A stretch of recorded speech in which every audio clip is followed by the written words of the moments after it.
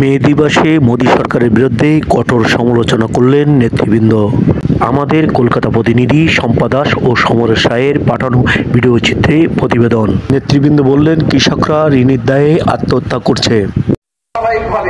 মোদী সরকারের আমলে মার্কিন সাম্রাজ্যবাদের চাপে আমূল পরিবর্তন করা হয়েছে দেশের বিদেশ নীতি। দীর্ঘদিনের বিদেশ নীতি থেকে সরে আসার এক উজ্জ্বল উদাহরণ হল বর্তমানে ইসরায়েলের পক্ষে ভারতের অবস্থান গ্রহণ। দেশের সংবিধানের পরিবর্তনের পথে কেন্দ্রের কাজ না থাকায় প্রায় প্রতিদিন লক্ষ লক্ষ যুবক পরিযায়ী শ্রমিক হয়ে অন্য রাজ্যে চলে যাচ্ছেন কাজের খোঁজে। আর গ্রামে কৃষকের ফসলের লাভজনক দাম না পাওয়ায় ঋণের জ্বালায় কৃষকরা আত্মহত্যা করছে।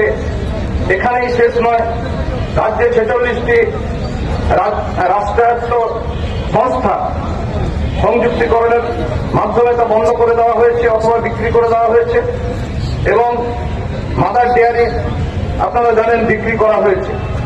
কেন্দ্রীয় সরকারের কোন জনবিরোধী নীতির বিরোধিতায় বর্তমান তৃণমূল দল এবং শাসক দল নানাবিধ অভিযোগ নিয়ে ক্ষোভে ফেটে পড়েন শ্রমিকরা, করতে থাকে বিক্ষোভ। এ সময় তারা আরও কঠিন কর্মসূচি দেবে বলে জানান।